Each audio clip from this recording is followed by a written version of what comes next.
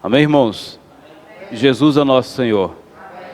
Estamos aqui nessa noite para dar prosseguimento às lições desse livro Fundamentos da Fé Cristã, que nós estamos no volume 3. Hoje, coincidentemente, é a lição número 3 também. Essa lição começa de uma série de 3 lições com o mesmo título, que é a palavra, 1, 2 e 3. Hoje nós vamos falar da palavra número 1. Vamos começar, irmãos, falando o que é a Bíblia. O que significa a Bíblia? A Bíblia é o falar de Deus, né? Isso é uma coisa que está muito claro para nós, que a Bíblia é o falar de Deus. Nós não temos aqui escritos de elucidação humana, mas tudo é de direção do Espírito. Então que nós possamos crer que a palavra do Senhor é a que está na nossa mão aqui.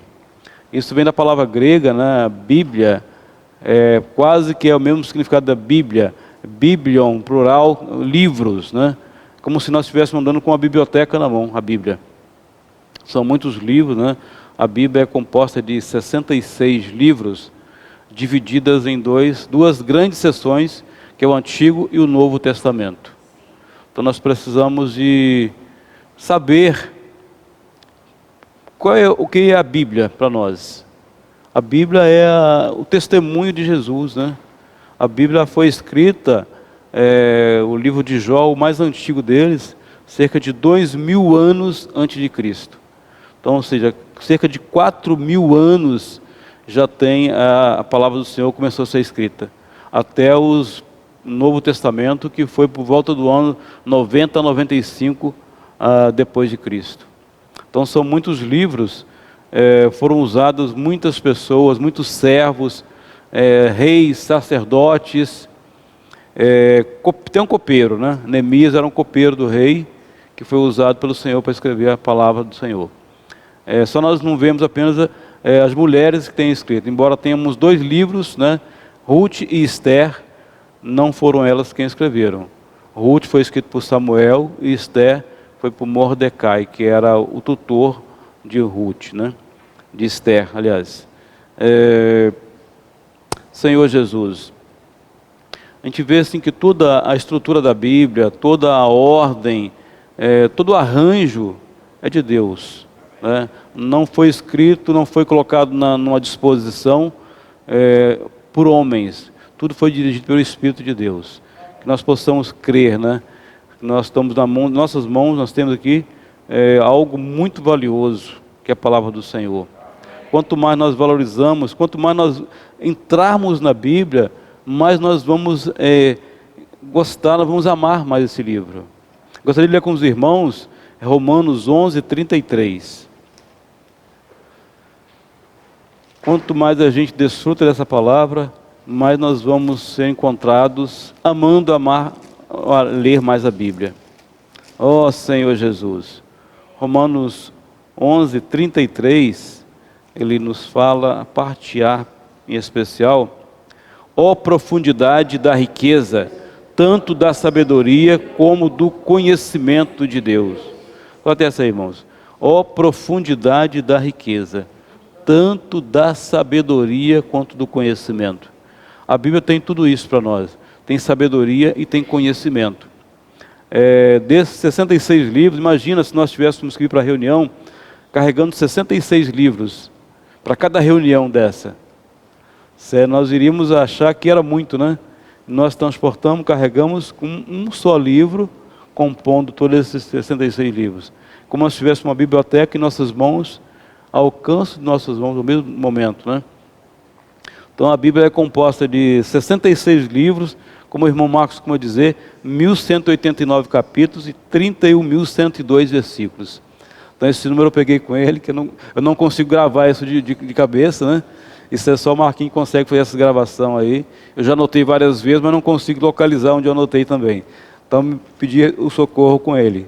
Senhor Jesus, ela está disposta em várias categorias, né? O Antigo Testamento, ele está dividido em 3 seções, que é a lei de Moisés, os profetas e os salmos. Então nós vemos que os 5 primeiros livros da Bíblia, que é o Pentateuco, foram escritos por Moisés, que ele nos mostra ali a grandiosidade, né, de Deus para nos mostrar essa disposição dos livros.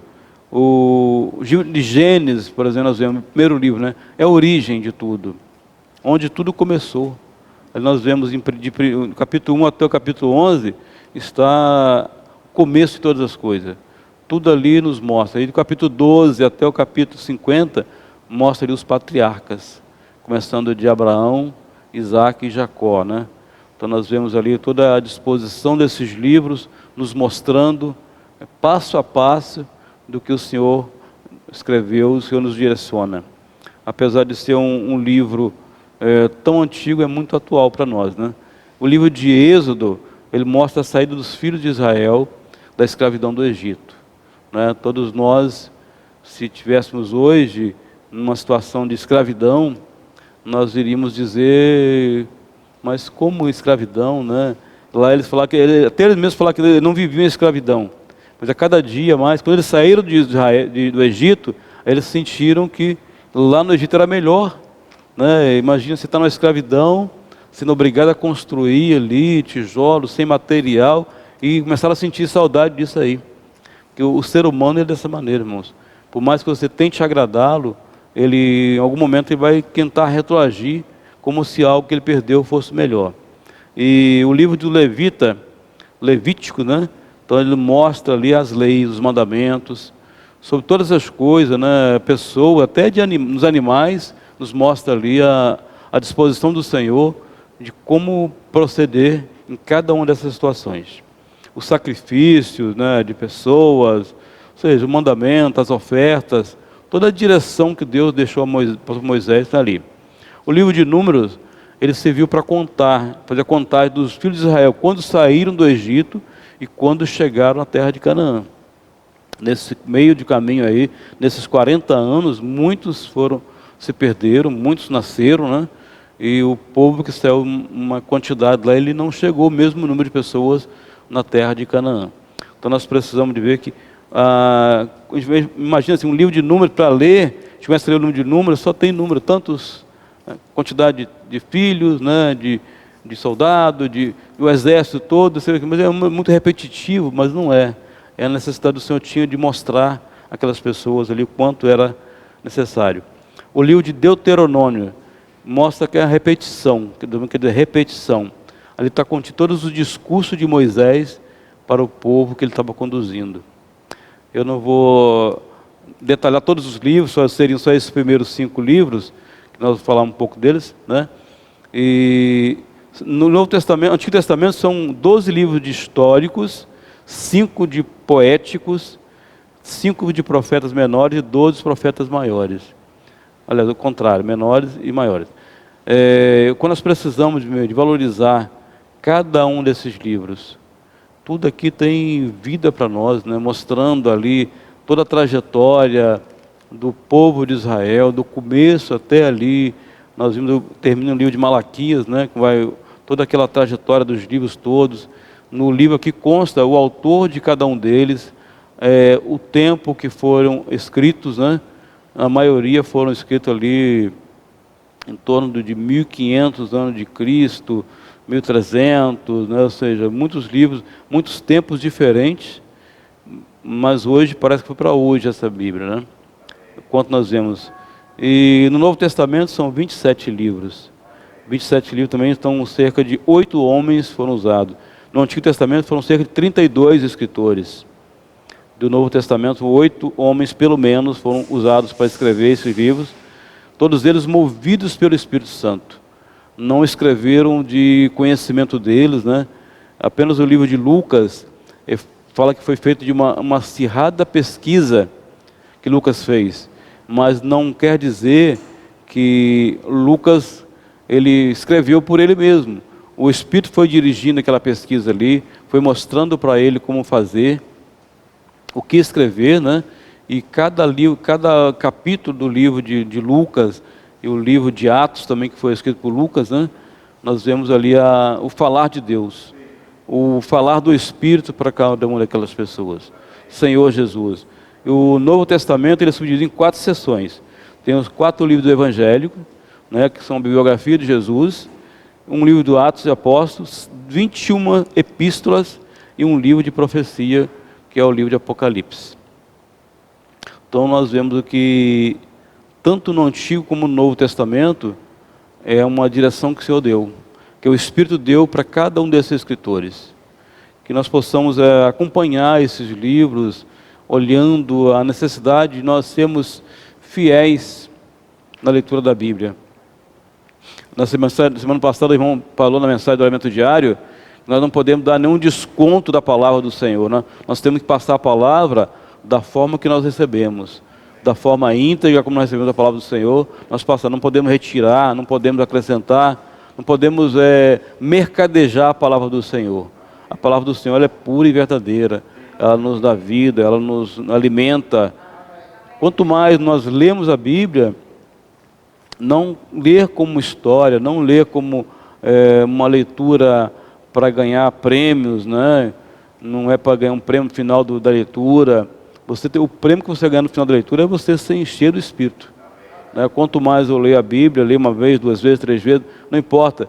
Mas se eu não estiver recebendo nada do Senhor, não estiver ganhando nada do Espírito, essa leitura está sendo uma leitura como você lê uma matéria de jornal, uma revista, não está acrescentando nada. Então nós precisamos ler a Bíblia, entrando na palavra, buscando no Senhor, primeiro, a sabedoria, para entender que muitas das vezes, alguns capítulos nós lemos, nós não absorvemos, porque nós não estamos no Espírito, nós não estamos buscando o Senhor primeiro. Ó Senhor Jesus!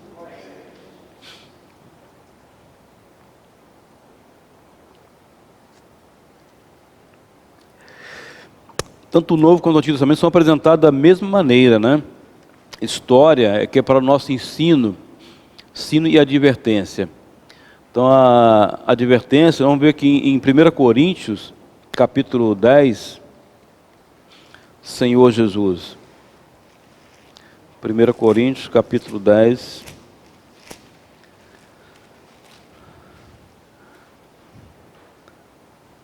Oh Senhor Jesus amado. Deixa eu ver aqui o capítulo aqui, 6 e 9.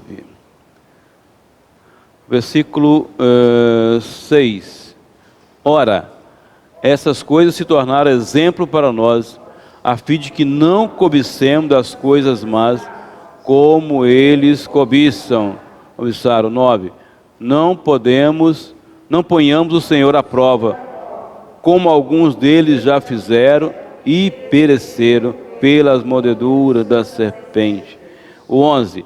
Essas coisas lhes sobrevieram como exemplo e foram escritas para nossa advertência, e de outros, fim do século está chegando.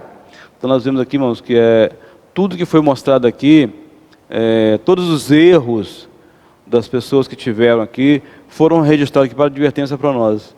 Nós não podemos errar onde alguém que está do teu lado já errou, né? Então nós queremos fazer igual, mas não podemos copiar os erros das pessoas. Aqui nós mostramos a Bíblia aqui, advertindo, porque nós não coloquemos o Senhor à prova. Se nós colocarmos o Senhor à prova, nós vamos ter problema, nós vamos ser prejudicados.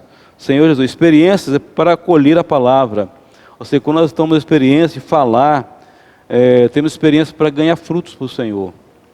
A palavra do Senhor é que quanto mais eu leio, mais o Senhor vai ganhando de mim, mais eu vou poder produzir frutos para o Senhor.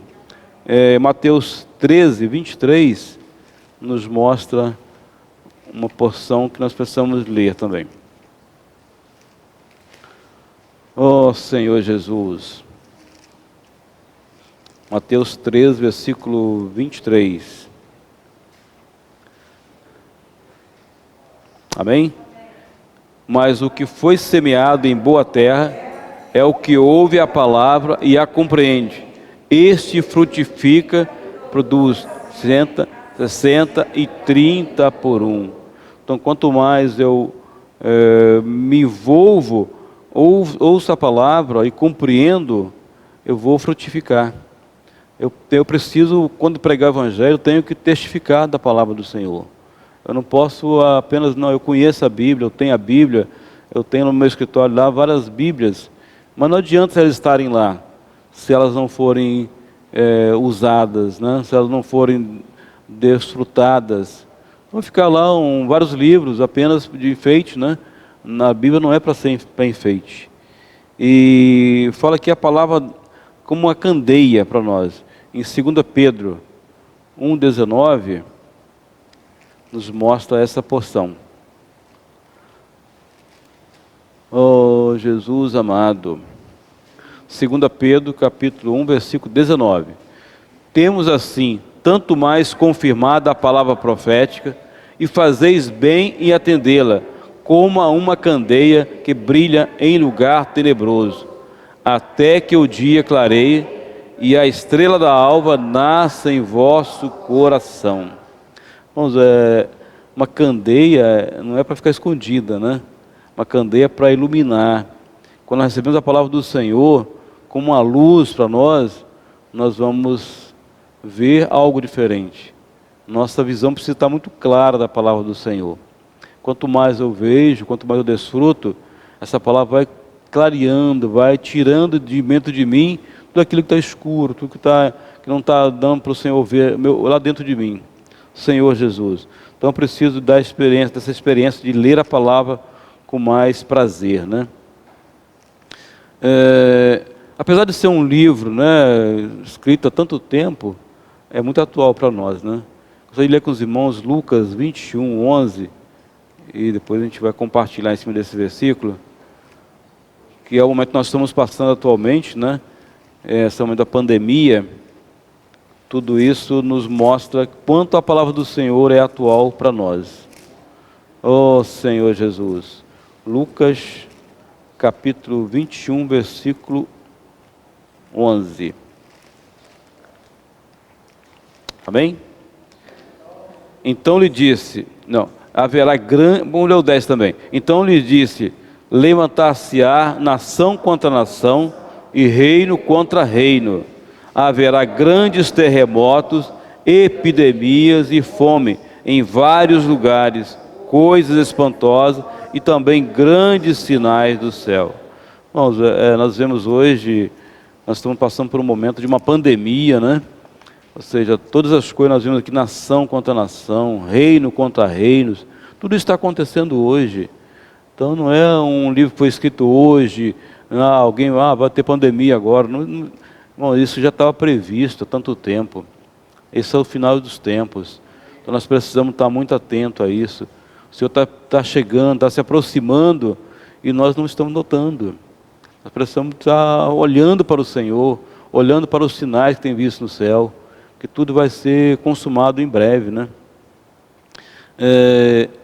A Bíblia não precisa ser atualizada, né? Temos ouvido nos últimos dias, né, que tem alguns líderes querendo atualizar a Bíblia, como se algo, né, novo, ou seja, eles querem que a Bíblia se adapte às pessoas, não as pessoas à Bíblia. Eles querem que a Bíblia se adapte ao momento que nós estamos vivendo e não as pessoas se adaptem à Bíblia. Isso leva a como se fosse uma rebelião, né? A rebelião, ela não começa com muita gente ao mesmo tempo. A rebelião, ela sempre começa por uma pessoa, né? Tem uma ideia, né, que nós lembramos aqui na passagem de Números, que Datã, Corá, Datã e Abirão, eles começaram ali, né, começou a falar que Corá tomou a Datã e Abirão, e mais 250 príncipes, ou seja, pessoas eleitos pela congregação. Não eram pessoas quaisquer, eram varões de renome. Esses 250 se uniram a esses 3 homens que causaram a rebelião. Então hoje, alguém tentar mudar a palavra do Senhor está mesmo no princípio de uma rebelião. Então nós precisamos não aceitar isso em nosso meio, né? A Bíblia, ela precisa ser mantida como foi escrita. Aqui em Apocalipse fala, se alguém alterar, tirar, aumentar, vai receber os flagelos, né? Vai ser retirado do livro da vida.